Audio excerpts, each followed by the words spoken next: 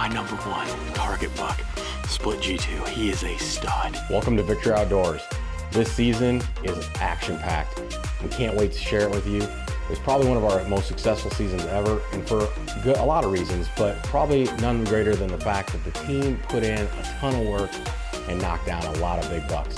Stay tuned all season long. You're not going to want to miss one of these episodes.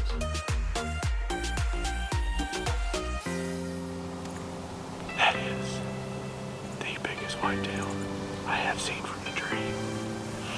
This year marks my 16th year bow hunting and my 9th year since I founded Victory Outdoors. And one thing, I hear a lot is that people think that just because we film our hunts means that we hunt all the time. And that simply isn't true, especially for Dennis and I. We both have families and we both have full-time jobs. Me, I save my vacation time to hunt, and Dennis, he owns his own business. So any time away from that business is money out of his pocket. I normally spend a lot of time hunting with my family, my wife, and my daughter Natalie. But this year, my wife was 8 months pregnant, and I was gonna spend a lot of time hunting with Dennis. The farm that Dennis arranged for us to hunt is a phenomenal farm.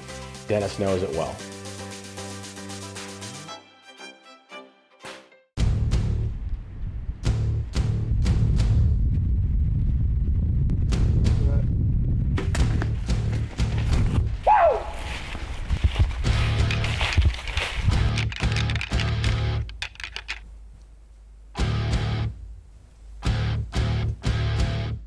Dennis and I did a lot of planning using our hunt stand map.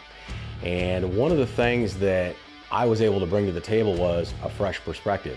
Dennis has hunted this farm for a few years now, and it was going to be my first opportunity to hunt it. I was familiar with the farm, but I had some ideas of my own on where we needed to place stands and potentially trail cameras.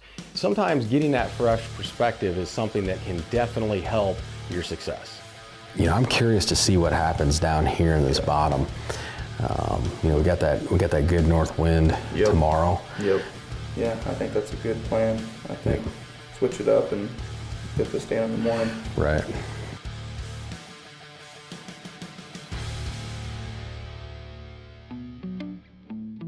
So in late summer, we run our reveal cell cameras over white gold dust, and it is phenomenal for putting those bucks in front of our cameras. But by October, we switch to scrapes almost exclusively, and there's a reason for that. Is our bucks usually by September are no longer hitting mineral, especially after they lose that velvet. They really start to switch into more of a fall pattern.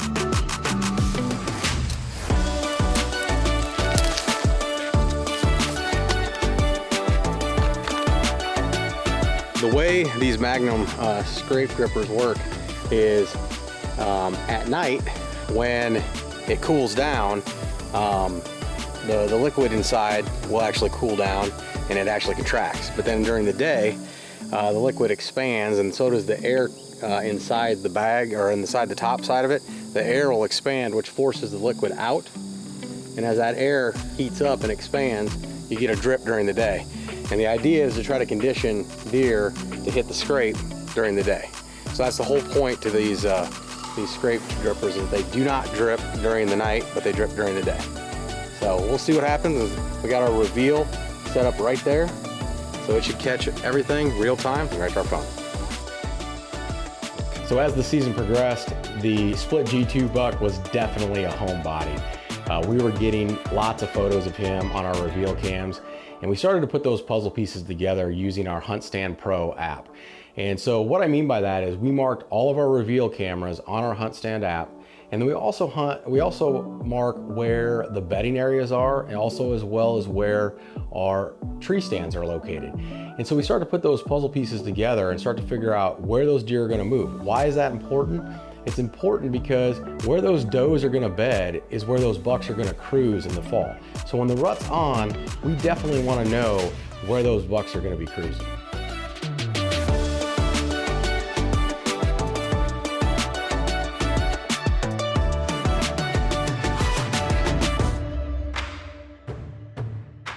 This year was a team effort for Dennis and I. We both carried our bows to the stand on every hunt, And depending on which buck stepped out was going to dictate who was the shooter in that scenario. And for me, I identified early on that my number one shooter buck was going to be this mainframe split G2 buck. He had everything I was looking for. He was a 5.5-year-old deer. And in fact, Dennis actually had several opportunities to kill this deer last year, and he passed him. And that's what it takes in order to get a 5.5-year-old deer, is you got to pass him at 4.5. And Dennis thankfully had done that, and I had identified this deer as my number one target buck. It's a good 4-year-old, 3.5, split G2 buck.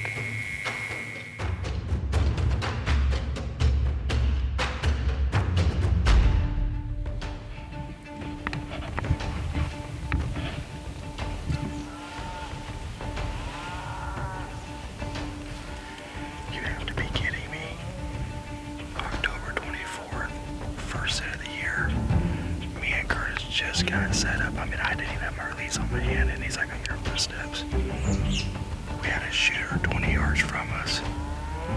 He went off the opposite direction, but we didn't spook him or anything, but it's just perfect morning, 18 degrees, 39 for a high, a slight, maybe 5 mile-an-hour wind out of the northeast.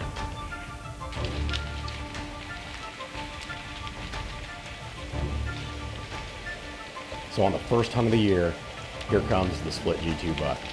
He comes right down the fence line, hits a scrape at 20 yards. And I wasn't exactly sure which path he was going to take, whether he was going to go in front of the tree or go between the tree and the fence line. If he comes between the fence line and the tree, I feel like I'm going to have a perfectly open shot.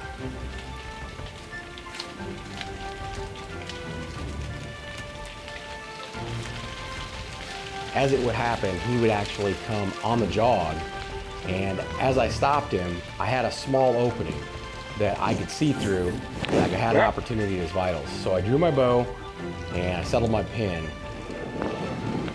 But what I couldn't tell is the flight of my arrow did not have that same opening.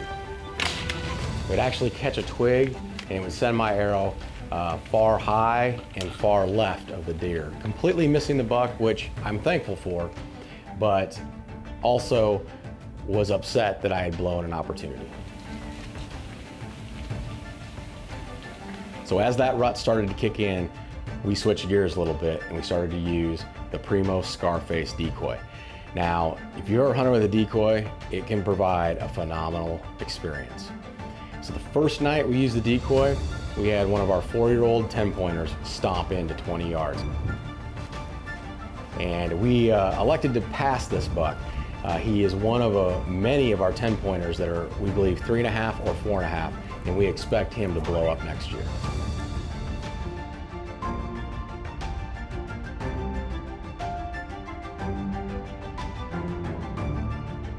What a cool experience that was. And Dennis and I decided we need to get right back into that same set. So we found ourselves the next morning in the exact same setup with that decoy out in front of us, hoping that one of our shooter bucks would show up. November 8th. Me and Kurt's been after it hard. We're gonna give it one last go around today, then we gotta go back to work for a couple of days. There's supposed to be a cold front coming through Tuesday night, I think. It's supposed to get pretty windy today, around 10 a.m., so we're gonna try to set it out here. Walking in here, it really smells bucky down here, rotten buck, right down below us. We got a big whiff of it. We got the decoy out. I'm gonna get ready to hit the horns. Fingers are crossed. Oh, right here, coming up the fence. It's a doe. As the does were beginning to filter into our location, Dennis caught movement from our left. Split G2, Kurt. Split G2. Here, give me the camera. It's your deer. Give me the camera. It was the split G2 buck, and he was headed into our setup. However, unlike the buck last night, he didn't march straight in. He decided to circle downwind of the decoy.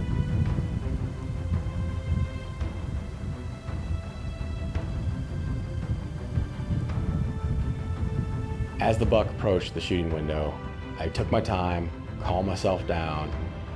This opportunity, I would have a nice wide open shot window opposed to the first opportunity I had. But I wanted to make sure I made the most of it, so I made sure to take time, range the deer, and settle my pin. Take your time.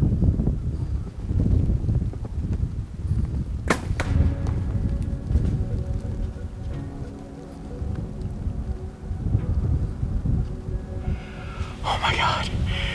Oh my God. That is my #1 target buck, split G2. He is a stud. And I just had him here at 20. I missed him the first morning we hunted this farm. He came into our decoy. He wasn't too sure about that decoy, but he circled around and he came in here right here at 20 yards.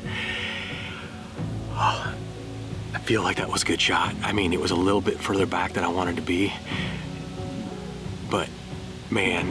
Way to come back. Oh, it has been such a rough season. It's been a rough 2 seasons, man. As soon as my Easton arrow impacted the deer, I knew it was a fatal shot. It wasn't a perfect shot, but I had faith that I had made a good shot. We backed out to give the deer just a little bit of time, but we knew that it was going to do the job.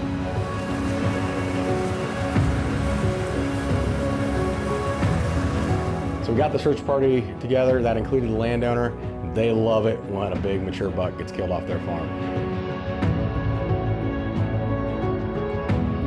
Did he just take the fence line? Yeah, he pretty much ran, and then we kind of lost sight of him because he got, well, through that area. Then I don't know, did we see him go over the hill? He went straight west. Yeah, he went straight west. He never did.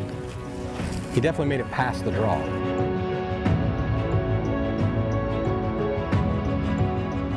So it didn't take us long. We followed the blood trail. We had a pretty good blood trail to follow. And it isn't the most difficult thing to do through a pasture like it would be tall native grasses. But we were following the blood trail, but it didn't take us long to locate this buck. Yeah, I see him, dude. He's dead right here. We went to cross the fence up here, and I looked up and saw antlers. So, I mean, he's right here. So, yeah.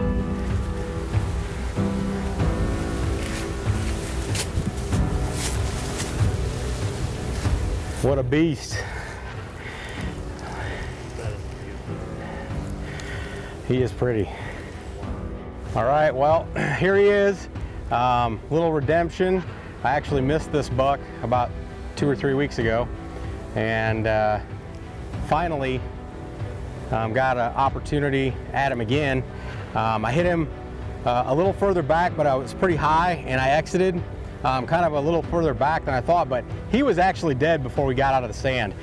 We gave him probably 6 hours just in case, but he wasn't a couple hundred yards from the stand, and walked up, actually following the blood trail, and looked up and saw him just laying here.